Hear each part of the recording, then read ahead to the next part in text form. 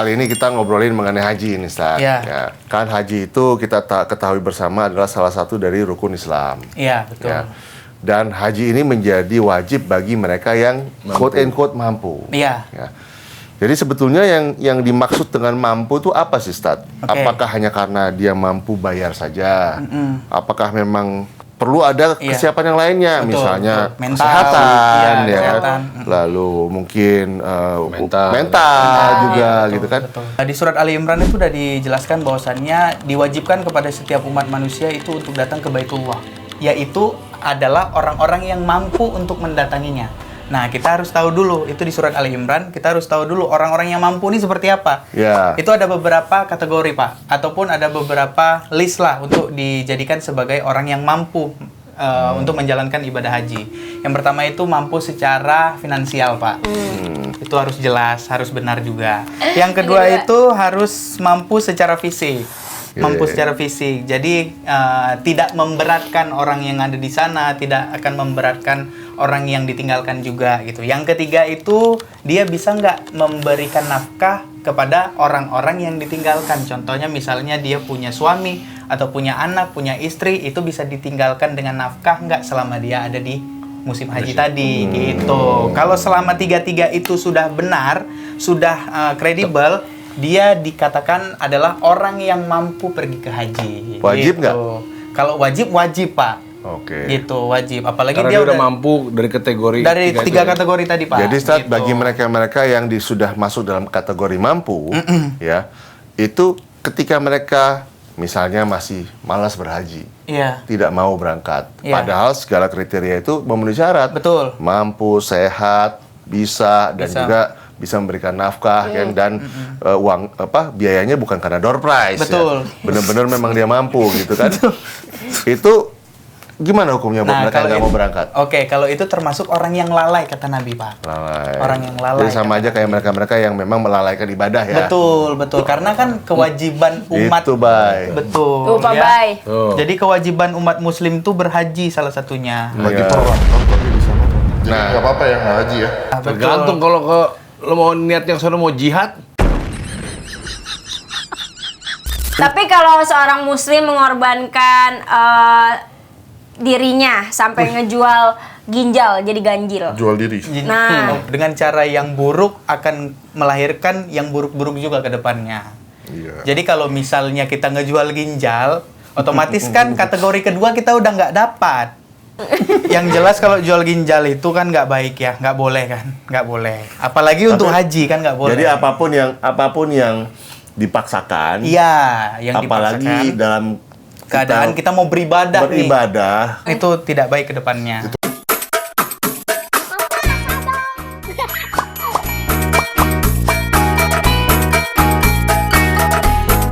Pak Ustadz, ini kita kan apalagi zaman modern sekarang, kita ini tidak lepas dari apa yang bisa menghibur diri kita. Betul. Salah satunya itu kan musik. Sebenarnya musik itu haram atau enggak sih, Ustaz? Sebetulnya. Sebenarnya, Pak, itu banyak khilaf dari ulama, Pak, sebenarnya. Tapi Nabi Muhammad SAW itu pernah bersabda di hadis riwayat Bukhari, nanti kata Rasul, umatku itu akan menghalalkan yang namanya zina, sutra, khamar, dan alat-alat musik, Pak. Alat-alatnya juga? Alat-alat musik. Tapi itu masih banyak khilaf ulama, Pak. Jadi ada satu lagi dari ulama besar dari Mesir, Pak, namanya Yusuf Qaradawi. Dia punya buku namanya Al-Halal wal Haram fil Islam. Itu dibilang musik itu diperbolehkan kalau emang tidak melalaikan, kalau emang tidak ngebuat kita itu jauh dari Islam. Nah, itu nggak apa-apa. Gitu. Jadi ini masih banyak banget perdebatannya, Pak. Jadi masih boleh sebetulnya. Masih boleh sebenarnya, tapi memang nggak boleh sampai lalai gitu. Sampai lalai. Misalnya kita ada azan, tetap main musik, tetap ini kan nggak boleh itu, Pak, sebenarnya. Iya. Manner dalam agama. Kalau lirik-liriknya misalkan di umur-umur aku kan kalau orang-orang galau pasti dengerinnya musik. Tapi kan sekarang ada hipdut. So asuh. Waktu ditinggalin, ku nggak mau kalah, walau ku ngeselin. Nah itu gimana? Tapi kan bisa ngebuat si manusianya itu jadi semangat lagi mungkin gitu. Iya, yang di sini kan diperhatikannya itu adalah alat-alat musiknya. Oh, liriknya kagak apa-apa? Iya, liriknya kalau yang mengandung maksiat kan ya Akapela memang boleh nggak- dong, akapela. nggak- Kalau akapela boleh. Oh. Kalau akapela boleh.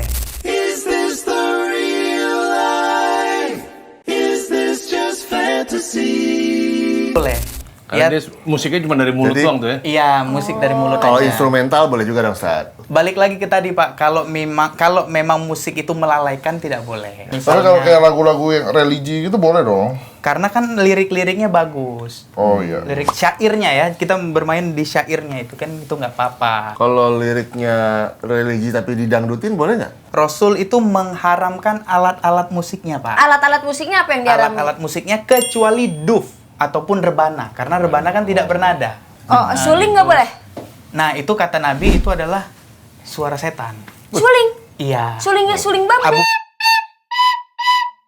Abu Bakar datang ke suatu tempat, dibilangnya kenapa ada suara setan di sini gitu, bunyi setan gitu. Oh, pakai Makanya suling. agak sensitif memang, mohon maaf ini, karena memang Jadi Pembahasan kalau ini kita tuh- suatu saat, Suling suatu kagak saat boleh. tiba-tiba malam-malam ada suara suling ada setan. betul. Kalau swil. Siul. Oh, bersiul. Bersiul. Suling. Sulit. Ini Nah, kalau itu mah sweet. itu mah sulit, Bro. Kalau swil kan sweet gitu kan. Ya, kita tidak boleh bersiul, Pak, karena itu perbuatan setan. Oh, Itu siul setan nggak juga? boleh. Ya, Oh, gitu. gitu. Makanya ini agak sedikit kontroversial, Pak. Tapi Iya. yang jelasnya statement dari kita ini sebenarnya diperbolehkan asal dia tidak lalai, Pak. Hmm.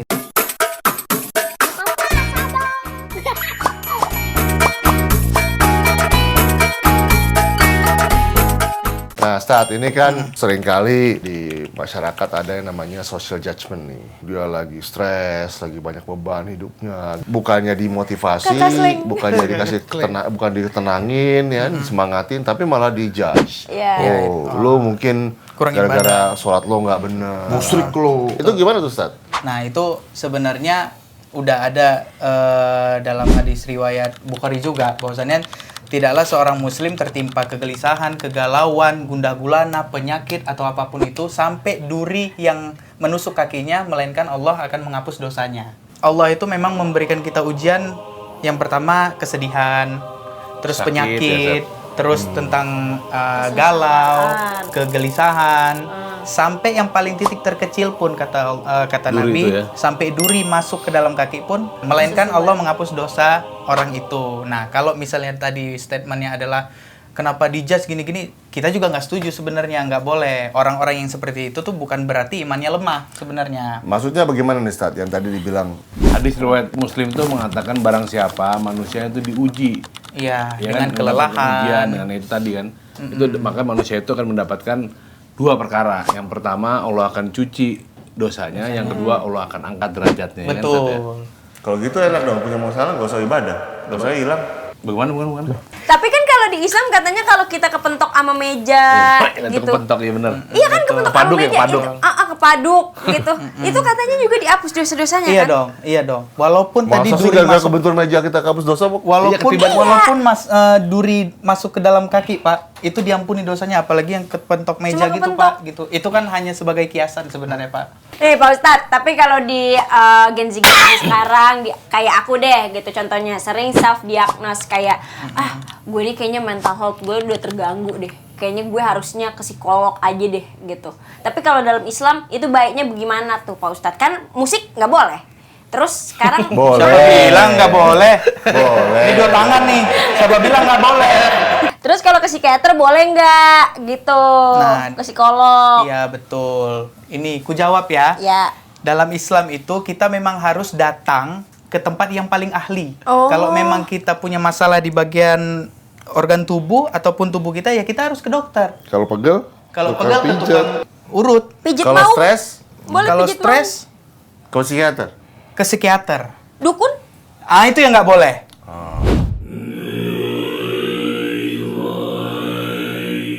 Kalau nggak salah hadisnya juga ada tuh saat. Kasih Ya kan? Hadisnya ada tuh. Wah, suka Kalau nggak nih. salah nih. Iya, gimana? Ya mungkin dibantu saat iza wusidal amru illa ghairi ahli fantaziri sa'ah. Masya Allah. Kan gitu.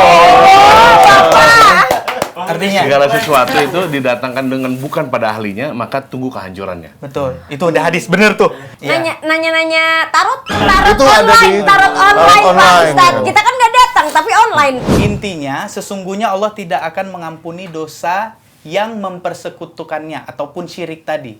Dan dia mengampuni dosa yang selain syirik itu bagi siapa saja yang dia kehendaki. Barang siapa yang mempersekutukan Allah ataupun menduakan Allah, maka sungguh ia telah berbuat dosa yang besar. Itu ada di surat An-Nisa ayat 48. Nah, jadi Umi, yang tadi terkait dari zodiak, Tarot gitu ya. tarot, Sio. ataupun yang tadi cek apa? Cekodam. Cekodam. Cekodam yang Cekidot, ada di cekidot. sosmed. Nah, itu bagian dari kita menduakan Allah. Begitu. Jadi tidak boleh. Nggak boleh ya?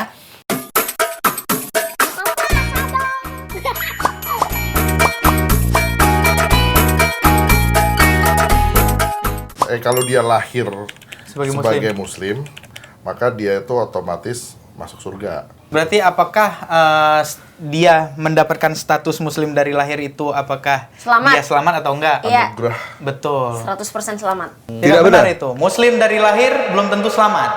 Oh iya. Jeng. Tetap dosa lu, Tat. Benar, muslim dari lahir itu belum tentu selamat. Belum Ujungnya. Belum tentu.